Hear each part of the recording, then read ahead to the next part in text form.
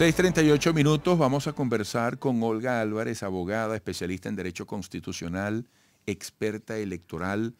Oye, Olga, tenías mucho tiempo que no venías. Bueno, tenía mucho tiempo que no me invitaban. ¿Cómo estás? Valga, pero, oye, ¿en pandemia viniste? ¿O desde antes? No, yo creo que tengo más tiempo Sí, sin venir. imagínate. Bueno, es un gusto tenerte por acá. Igualmente. Además, porque yo decía esta mañana que lo importante es que cuando la gente vote en el referéndum lo haga desde la conciencia, como debe ser toda expresión, ¿no? Bueno, cuando votemos. Exactamente, sí, me refiero a eso. Sí. Entonces, vamos a tocar el tema del Esequibo. Importante. Fíjate que hay un tema ahí con la pregunta 3 que el Ejecutivo se ha encargado de aclarar, en el sentido de que, aunque se desconozca la instancia de la Corte Internacional de Justicia, no hay que abandonar ningún espacio para gestionar la defensa de los derechos de Venezuela en ese territorio. ¿Ese punto tú crees que está claro? Sí. Lo podemos aclarar de todas maneras, ¿no? Sí. Ahora, son muchas cosas desde el punto de vista histórico, legal, que se están retomando en estos días, precisamente para darle racionalidad a esa expresión del próximo 3 de diciembre. Así es. ¿Tú cómo las describirías? ¿Cómo las plantearías en la idea de sumarle a ese nivel de conciencia? Mira, es importante, en estos días el presidente Nicolás Maduro, en un acto de unión nacional en la que participaron amplios sectores de la vida nacional, política, religiosa, intelectual, él hablaba de ser muy pedagógicos en este tema. Es decir, vincular las preguntas además buscando un razonamiento de acuerdo a un método pedagógico. Él hablaba de 6 momentos. El momento en que se constituye el territorio para entender por qué fue que heredamos el territorio Esequibo.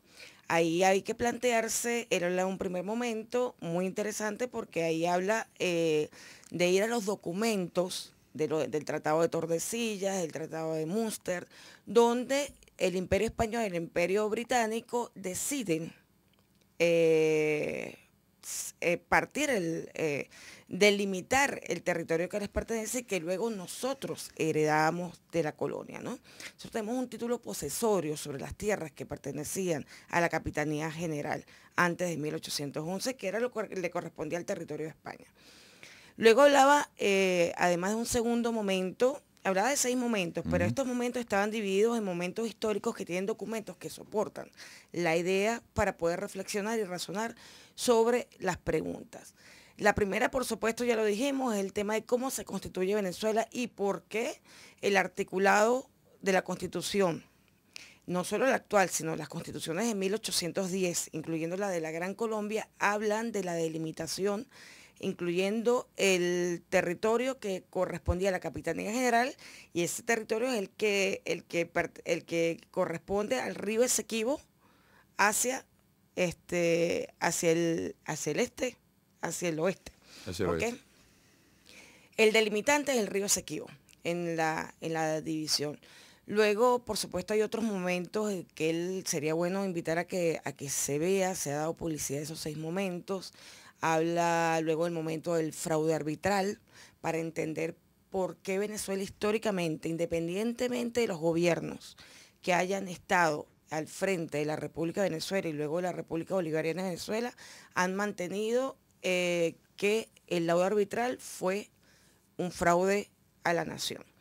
Explicando además, entre otros documentos existentes, la memoria de uno de los jueces arbitrales de Prevost, que en su memoria reconoce y cuenta, siendo él quien fue en el laudo arbitral, que efectivamente hubo una negociación en la que Venezuela no participó. No solo no participó porque no tenía representante en el laudo arbitral de 1899, sino porque además esa sentencia, esa decisión no fue motivada. Es decir, no está ajustada a derecho. No se evaluó los documentos relacionados a la posesión que tenía Venezuela sobre el territorio. Lo que en derecho conocemos como el uti possidetis juris. O sea, hay un título sobre el territorio que acredita el territorio. Luego, en ese momento también habla de cómo fue que mediante un mapa dibujado por un experto que había enviado el Reino Unido, se desfiguró el territorio que había sido ya pactado por España y Reino Unido y que nosotros heredamos de España. Todo esto lo explica ahí muy bien, ¿no?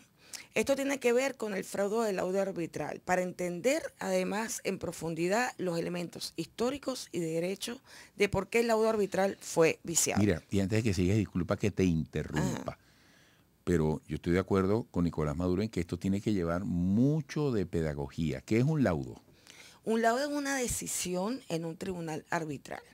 Es una decisión que se toma en un tribunal arbitral, no es una sentencia porque no es un tribunal de derecho. Entonces se conoce, digamos que el nombre o el concepto es laudo, ¿ok? Pero asemeja a una sentencia, solo que esta vez es de árbitros, no de una corte. Árbitros designados, seleccionados, Árbitros puestos de qué manera. Designados. Mira, previamente el laudo arbitral se firmó un tratado, el Tratado de Washington, donde se establecían digamos que los procedimientos para establecer tribunales arbitrales en esta región para resolver problemas que se suscitaran en la región. Después del tema del fraude arbitral, ¿cuál otro quería citar? Mira, yo creo que quiero citar primero que a esta situación nos lleva el problema que se ha suscitado con el reenvío a la Corte Internacional de Justicia de un asunto relacionado al Acuerdo de Ginebra, que es el acuerdo vigente, el acuerdo de 1966. Es importante decir, primero, el Acuerdo de Ginebra tiene un elemento característico fundamental en casi todos los tratados y en este está especificado, que todo asunto relacionado, yo lo había apagado pero sonó la alarma a esta hora, relacionado al Acuerdo de Ginebra, a la controversia territorial, debe ser resuelta entre las partes. Hubo una interpretación maliciosa por parte del secretario general Ban Ki-moon, asumiendo además competencias que no son propias del secretario general ni tampoco aparecen en el Acuerdo de Ginebra. Y luego Guterres continúa, digamos, con esta decisión de la Secretaría General de Naciones Unidas violentando el Acuerdo de Ginebra. El Acuerdo de Ginebra, para toda situación, incluso si se decidiese ir a una corte o a un espacio judicial y llevar este asunto de territorio, la controversia territorial, debe ser asumido por ambas partes. ¿Okay? No es unilateral, no es una decisión del secretario general. Por otro lado, es importante que se sepa que el Acuerdo de Ginebra versa sobre la controversia territorial, no sobre la validez del laudo. El laudo no fue reconocido como por Venezuela, se plantea en Naciones Unidas otra vía pacífica, una vía pacífica, no contenciosa, una vía pacífica que resuelva de forma práctica la controversia territorial y que beneficie a ambas partes. ¿Se puede decir que el Acuerdo de Ginebra desconoce el laudo arbitral? Claro, lo sustituye. En derecho internacional, este nuevo tratado sustituye al anterior. O sea, sustituye a cualquier acto internacional anterior.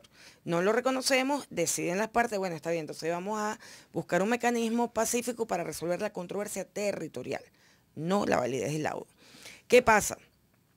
Que en la Corte Internacional se recibe de forma unilateral, que también es una violación al derecho internacional. El Estatuto de la Corte habla en todo momento de que las partes tienen que someter, dando un consentimiento válido, explícito, expreso, la situación controversial a la Corte Internacional. En este caso fue unilateral, esto viola el Estatuto de la Corte Internacional de Justicia. Venezuela ha estado asistiendo a las audiencias, pero aclarando que primero Venezuela tiene una reserva en relación al Estatuto de la Corte Internacional de Justicia, una reserva que es además histórica. Es decir, no solo ante la Corte Internacional, la tuvo ante el Tribunal Internacional permanente anterior a la Corte Internacional, y también esa reserva la ha tenido en tratados bilaterales con Colombia y Brasil en el año 39-40, cuando se trata de temas territoriales o de soberanía. Es decir, Venezuela no somete a jurisdicción internacional asuntos de integridad territorial y de soberanía. Esta ha sido una reserva histórica de Venezuela. ¿Qué sucede en la Corte Internacional de Justicia? Que lo que demanda Guyana es la validez del laudo, pero la validez del laudo no era objeto del Acuerdo de Ginebra. ¿Ok? Entonces hay un fraude además en la interpretación del Acuerdo de Ginebra, un fraude malicioso. ¿Esto qué supone? Esto supone que aunque tengamos documentos que sustenten la titularidad del territorio, estamos ante un juez que no garantiza para las partes la imparcialidad. Entonces, efectivamente, Venezuela ha sostenido lo que históricamente ha sostenido, que no reconoce la jurisdicción de la Corte Internacional de Justicia para asuntos territoriales. Pudiera ser en otro caso que Venezuela pudiera acudir a la Corte por interpretación de un tratado, por una consulta de un tratado bilateral, que vayan las dos partes a someterlo, pero que no verse sobre temas ni territoriales ni de soberanía. Qué interesante. Mira, en razón del tiempo que se agota, ¿qué debería pasar a partir del día siguiente al referéndum del 3 de diciembre? ¿Y cuál sería el camino? Mira, yo quisiera basarme también en el día 3D. Ciertamente lo que sucede después es importante, o sea, es una mayor conciencia histórica de todos los venezolanos y las venezolanas, es haber dado una opinión pública que es un mensaje al mundo y un mensaje también a Naciones Unidas en relación a la posición soberana de los venezolanos y las venezolanas en relación al territorio. La sexta pregunta del referéndum motiva y de alguna manera indica algunas acciones para el Estado. Es decir, primero, crear el Estado de Guayana, ¿okay? Que la Guayana Esequiba ya se convierta en un Estado, en un componente político territorial ya definido, ¿no? Eso es importante. Y las acciones de nacionalización, de cedulación, porque son venezolanos esequibanos, de cedulación, de acompañamiento en temas de salud, en temas de educación, lo que de alguna manera por la controversia que se tenía no se ha hecho con gran énfasis. Ahora se tiene que hacer con mayor énfasis. Yo quisiera, Eduardo, aprovechar este espacio porque además tú eres, además de periodista, un influencer. Yo creo que es importante que se entienda que este referéndum no es un proceso electoral cualquiera, ciertamente es a través del voto, pero es un proceso de consulta, de opinión pública de los venezolanos y las venezolanas. Y es un evento que debe llamar a todos los venezolanos, independientemente del sector ideológico, del grupo político. Yo te cuento que ayer el CNE ya tenía recogida cerca de 259 adhesiones de movimientos y partidos políticos, por ejemplo. Más de 5.000 y tantas adhesiones de movimientos sociales, de grupos religiosos, de mujeres. O sea, hay una movilización interesantísima en relación a el apoyo que se le está dando al referéndum de diferentes sectores, incluso sectores que son, digamos que tienen posiciones contradictorias. Aquí vemos a sectores de la oposición vinculándose directamente, porque los partidos políticos en este momento no son los que llevan el referéndum. ¿Ok? Eso hay que decirlo. Esto no es una consulta de partidos políticos. Los partidos políticos tienen una función pública, deben motivar la participación, deben motivar la democracia y por tanto están motivando el referéndum. Pero no es un evento de los partidos, es un evento de toda la nación. Olga, estaremos muy pendientes, probablemente volvamos a conversar. Es mucho lo que hay que ahondar en lo que compone este referéndum consultivo con sus 5 preguntas el próximo 3 de diciembre. Y gracias por estar aquí sumándole a la profundidad que tiene esto, claro, desde todo punto de vista. Muchísimas gracias. Gracias a ti. Olga Álvarez, abogada especialista en Derecho Constitucional, experta electoral. Volveremos.